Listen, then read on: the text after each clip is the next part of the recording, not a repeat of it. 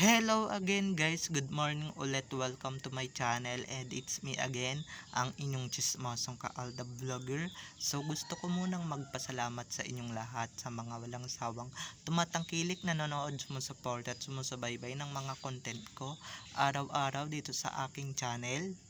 So wag ninyong babaktawan o lalaktawan tong ating main topic ngayong araw. I'm sure na hindi ninyo pagsisisihan na pinanood yung to mula umpisa hanggang hulihan. And syempre, wag kayo mag-i-skip ng segment. Okay, so God bless us all mga ka-ADN. So, at syempre buuin ninyo yung panonood nito mula start hanggang finish or hanggang sa matapos tayo.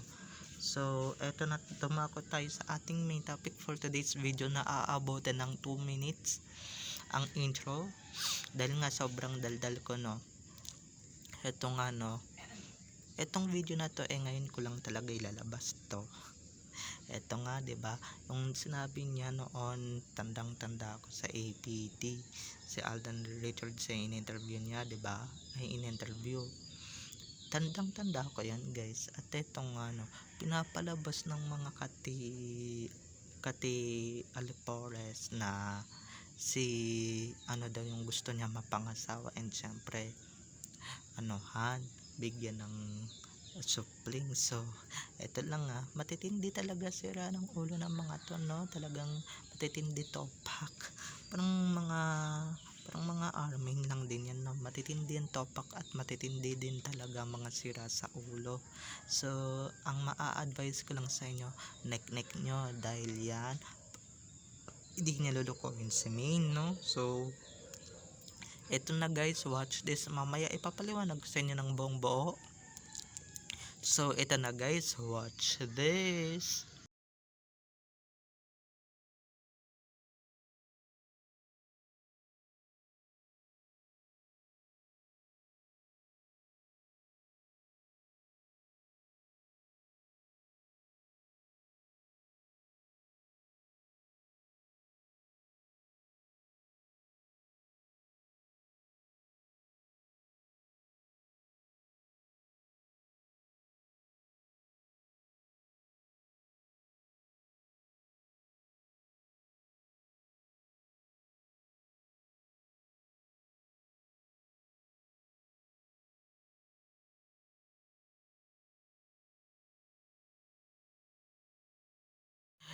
At kung nakita nyo na nga yung recap, so once again, si TTO sa mga admin. So thank you so much sa inyong lahat, kasi kung hindi dahil sa inyo or kung hindi dahil sa inyo ng mga admin ko, kung hindi nyo ako binibigyan ng updates na magaganda at hindi putyo-putyo, wala ako dito, and syempre hindi magba-viral yung mga content na ginagawa ko.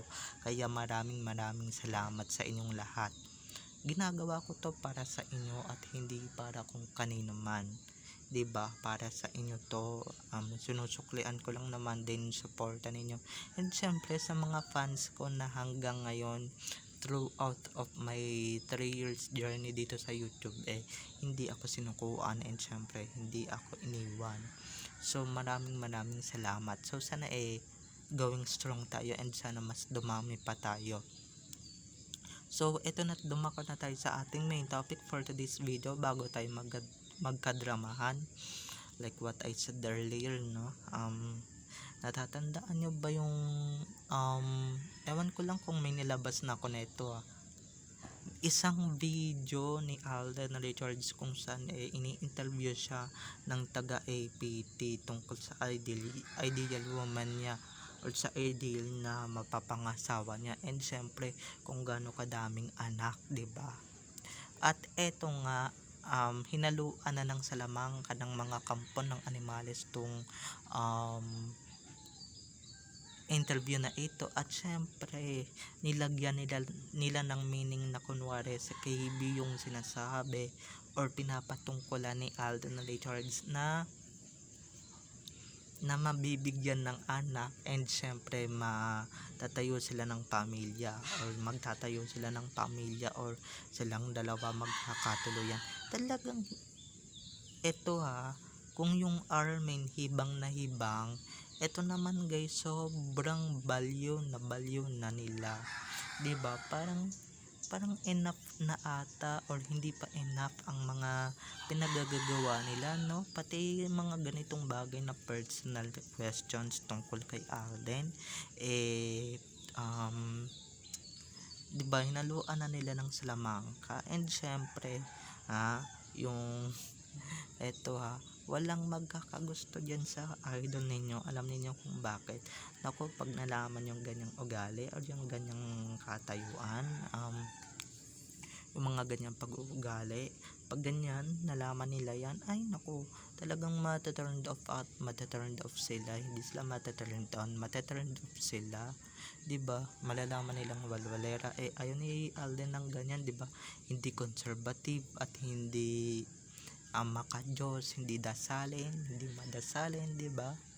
Ayaw niya ng ganyan, ayaw niya ng ganong babae. Gusto lang niya simple, gusto lang niya ng kime na babae, tahimik at hindi bida-bida, okay? At hindi nakikisaw-saw kung kani-kanino para sumikat lang. Ba't niya papalitan yung misis niya? Napakaganda na ng misis niya, 'di ba? Napaka sexy na ng misis niya. And hello, may anak na sila, hindi niya lang alam.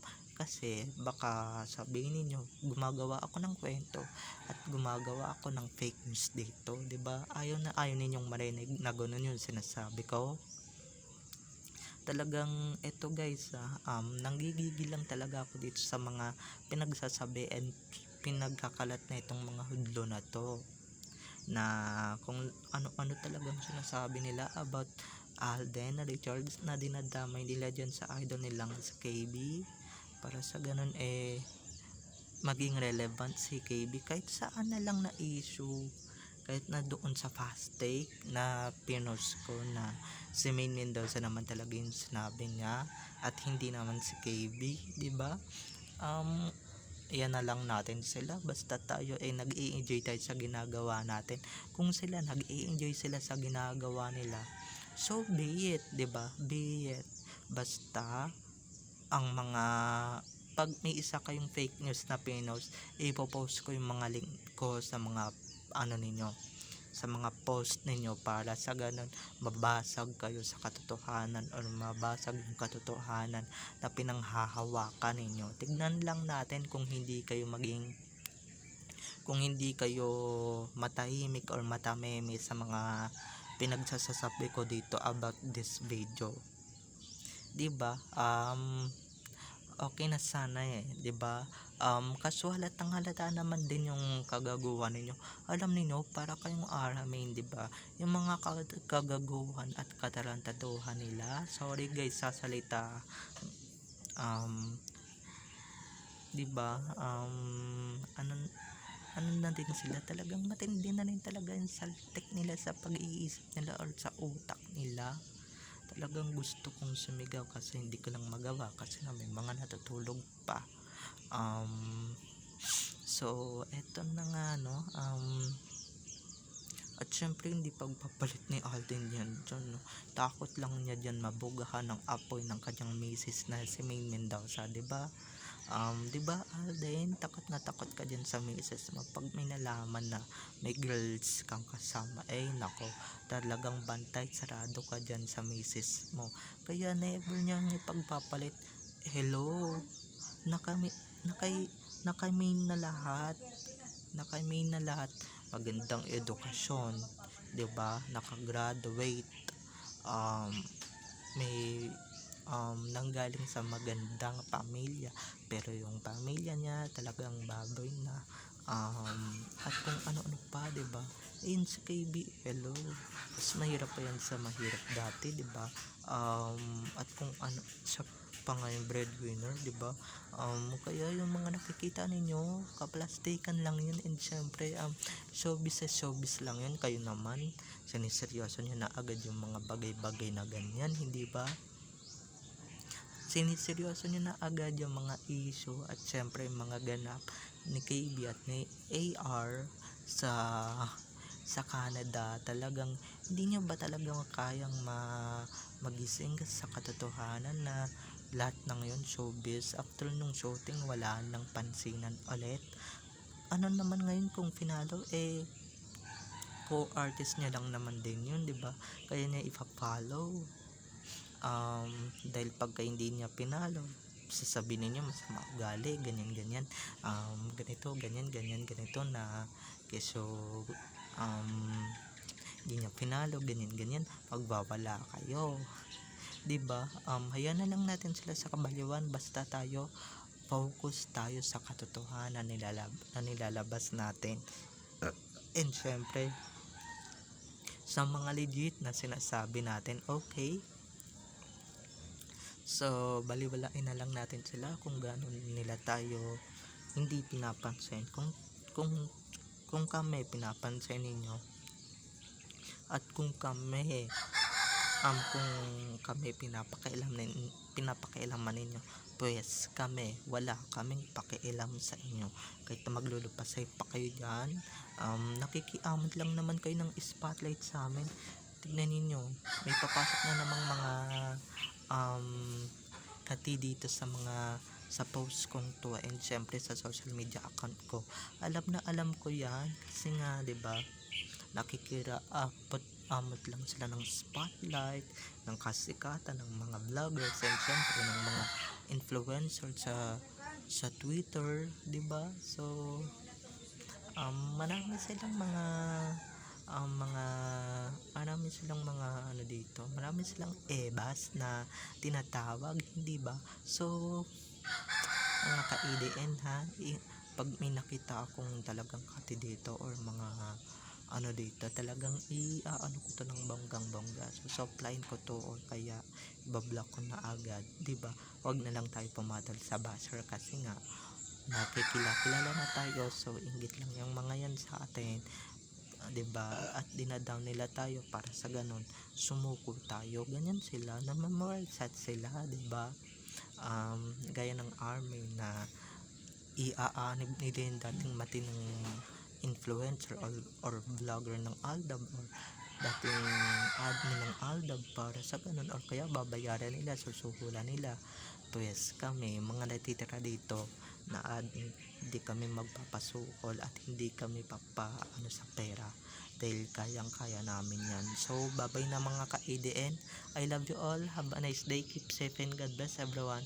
So don't forget to subscribe to my YouTube channel ha, for more videos and uploads patungkol kina Main Mendoza and Alden Richards, and syempre patungkol sa kanilang mga buhay-buhay inside or outside man yan sa showbiz, okay? At syempre itatalakay din natin dito yung mga issue na kumakalat at pinapakalat ng mga kampo ng kadiliman dito, okay? Bye na, I love you all,